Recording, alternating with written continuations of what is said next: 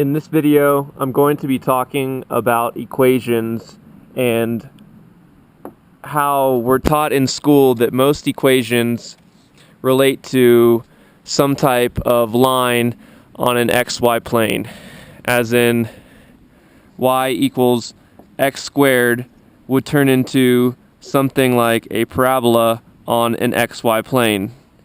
But as I've come to understand that equations can be seen as area, it can be seen as volume, and can be seen as higher order equations the higher up the exponent is. So if I were to look at this chess set or this chessboard and I wanted to find out what the area is of the chessboard, then I would measure each side and then multiply the sides to get the area.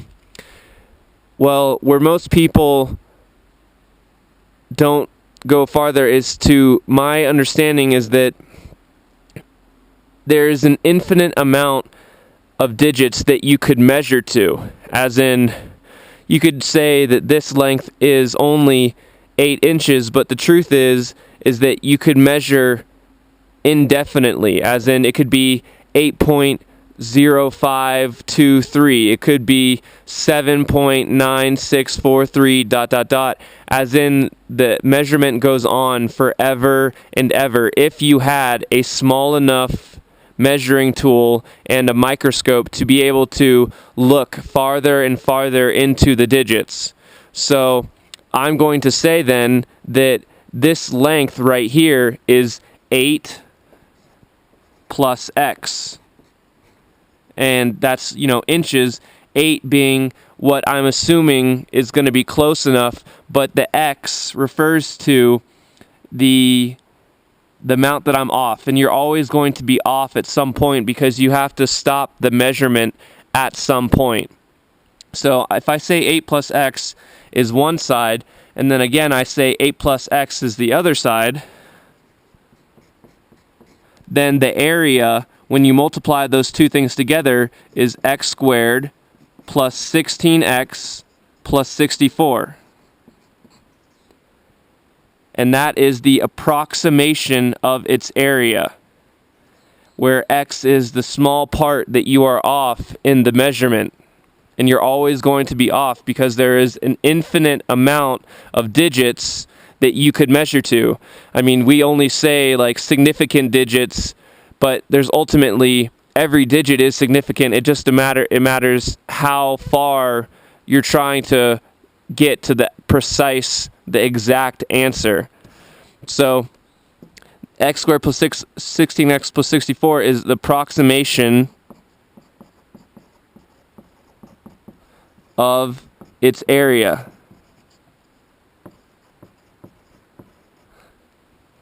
And then again, if you wanted to go one farther and then find out the volume that it had, we could look at the distance on the side here, and I'm just going to say for ease of measuring that let's say it's close to 1 inch.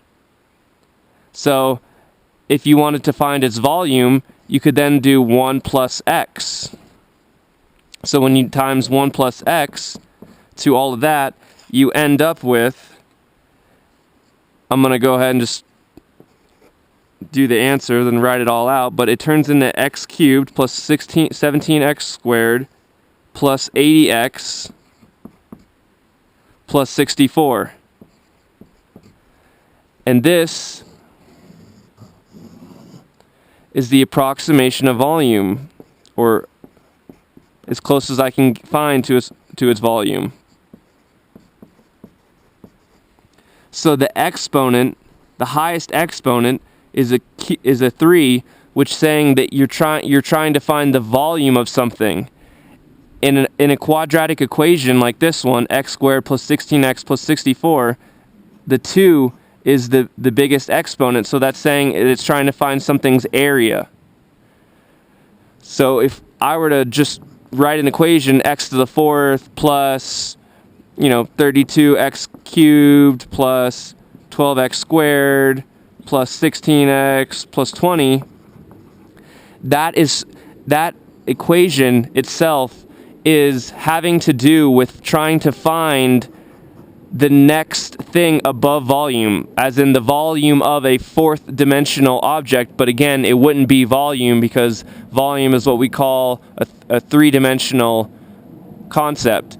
Whatever the fourth dimensional concept of volume would be, this equation is an approximation of whatever that's containing, that fourth dimensional object. And that could be said, for x to the fifth, x to the sixth, so on and so on. So I can't give you a great example of how, of the higher exponents, what they're relating to, because we are only able to think of as high as volume in terms of like conceptually understanding what I'm trying to say. But ultimately, what I'm trying to get at is that in a simple equation like x squared plus 6x plus 9, that breaks down into x plus 3 and x plus 3. Well, if you were to look at something like a sticky note or something like this, I could say this top part is 3 inches and this bottom part is 3 inches.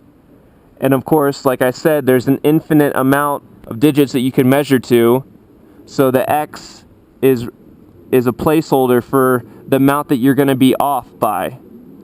So x squared plus 6x plus 9 is giving you an approximation of the area of this little 3 by 3 sheet of paper, because ultimately it just comes down to the fact that every length has an infinite amount of digits that you could measure to.